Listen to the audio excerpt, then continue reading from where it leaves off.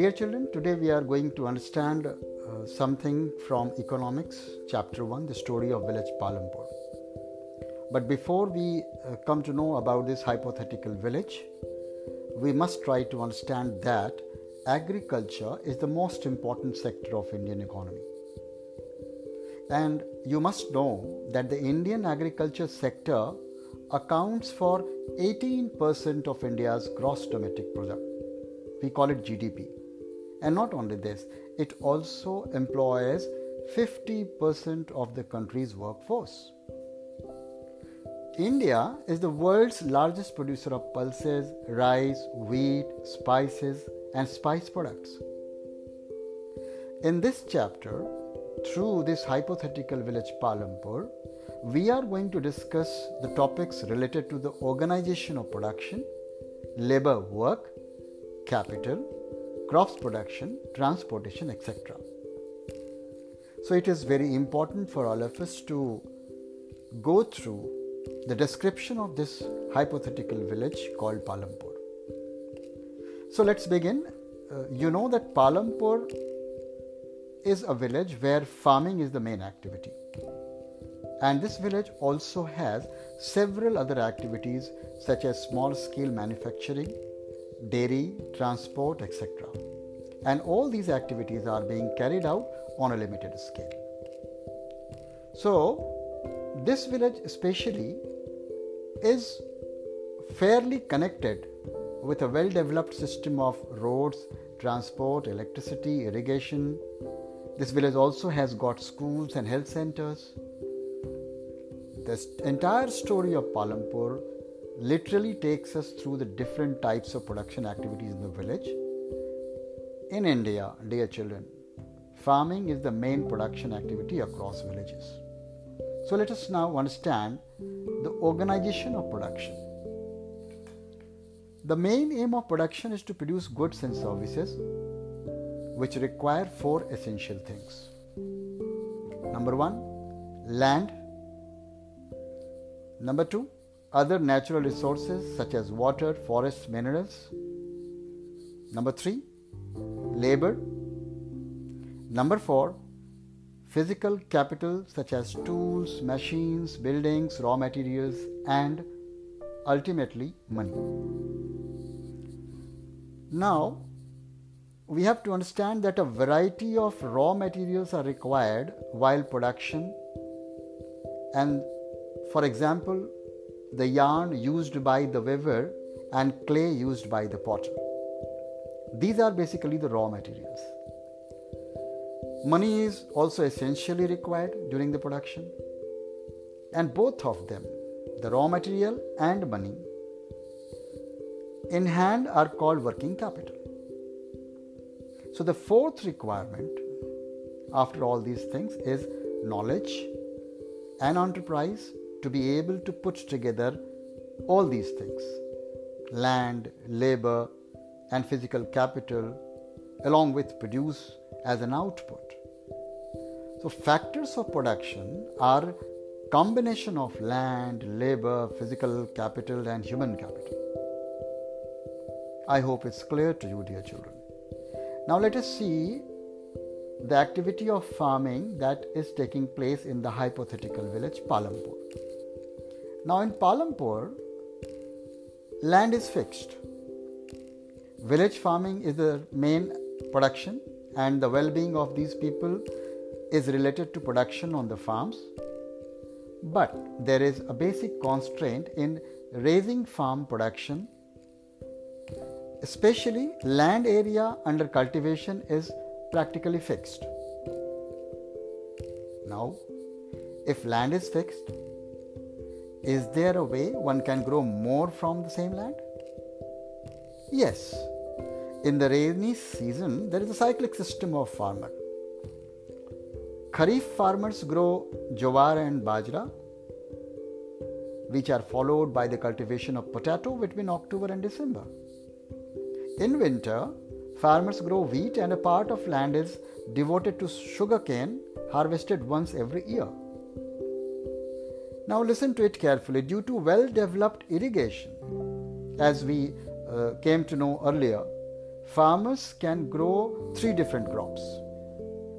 Electricity transformed the system of irrigation, and multiple cropping means to grow more than one crop on a piece of land. So another way of higher yield is modern farming. In the later 1960s, the Green Revolution introduced the Indian farmer to cultivation of wheat and rice using high yielding varieties. So we call it HYVs of seeds. But after this cyclic system of agriculture, we have to understand one more important aspect. Will the land sustain? So modern farming methods have basically overused the natural resource base. Due to increased use of chemical fertilizers, the soil on the land has lost its fertility. Natural resources like soil fertility and groundwater are destroyed, and it is very difficult to restore them. So the question arises, how is land distributed between the farmers of Palampur? See, land is important for any kind of farming. In Palampur, about 1/3 of the 450 families are landless. The scenario is different. Dalits have no land for cultivation. 240 families cultivate small plots of land less than 2 hectares in size. And in Palampur, there are 60 families of medium and large farmers who cultivate more than 2 hectares of land. So, in this scenario, another question arises, who will provide the labor? Small farmers cultivate their own lands. Medium and large farmers hire laborers to cultivate their fields who come either from landless families or families cultivating small plots of land. Farm laborers will not have any right over the crops grown on the land, and they will also be paid on wages for their work, which can be cash or in kind. For example, they would be getting some crops after this cultivation is done. Sometimes laborers get meals also. So wages in Palampur vary from region to region, crop to crop, one farm activity to the another. Farm laborers are employed on a daily basis or for one particular farm activity like harvesting or for the whole year. But farming needs a lot more of capital. So modern farming methods that are being basically entertained in Palampur, they require a great deal of capital. Most small farmers borrow money from large farmers or the village moneylenders or the traders who supply various inputs for cultivation. The rate of interest on such loans is very high. The problem lies here that the medium and large farmers have their own savings from farming.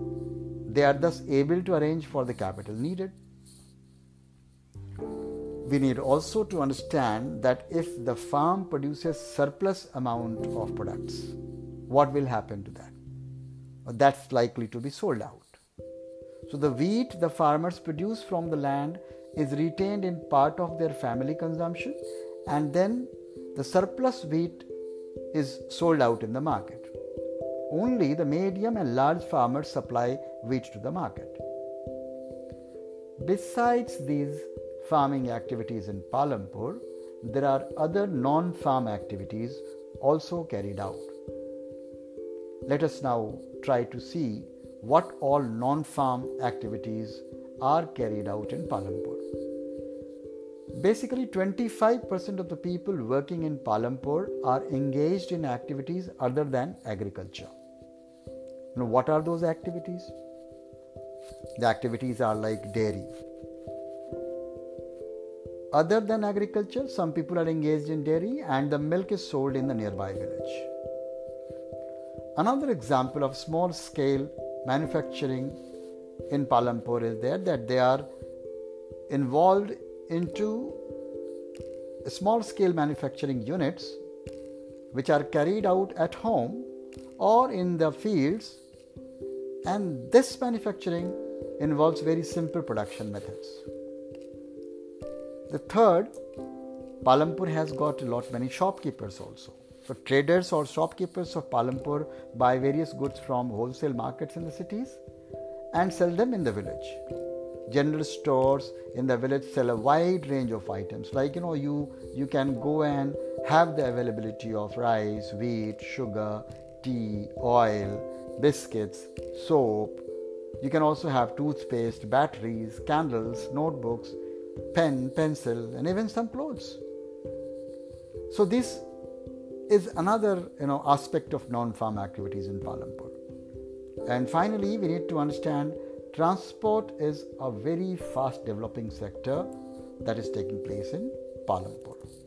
So transport services include rickshaws, tonga, jeep, tractor, truck drivers, traditional bullock carts and bogies.